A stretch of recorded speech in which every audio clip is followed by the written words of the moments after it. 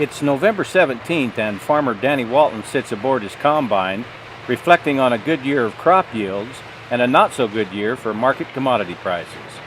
Our crop's done really well. The corn probably averaged close to 250 bushel the acre, which is for an overall average on over 200 acres we feel real good about. The biggest problem was the price of the commodities. Hay's produced well but not worth a lot. I think we just had some hay that tested 220 total digestibility number, and it's probably only worth $140, which should have been closer to $250. His work today is all about corn. More and more across Idaho farmland, various kinds of corn is grown. Sweet corn to eat, seed corn to plant, and feed corn used as a feed source for livestock. This corn is of the feed variety, and even though it's nearly time for the snow to fly, plenty of it still stands, waiting for the right moisture content for harvest. The problem with corn, and particularly a year like this when we've been getting some rainstorms, is the moisture. Corn can't be stored very well dry unless it's down below 16%.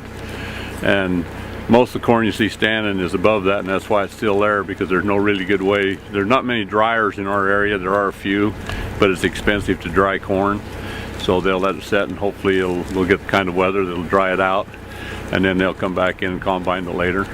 This corn tested 15.8, which is why we're able to go with it.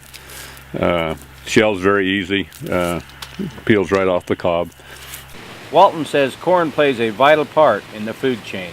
It's a good source of protein and a good source of energy for the cattle. It helps in production of milk, and for fattening cattle. I use it for fattening cattle, and I grind it. It has to be processed. It's no good in its whole kernel. Kernel has to be broke up so that cattle can utilize it. So it has to be processed, either steamrolled or ground or flaked. Those are the ways they usually handle it. So. And like all farmers, Walton will make do with the 2016 crop prices and live to farm again next year.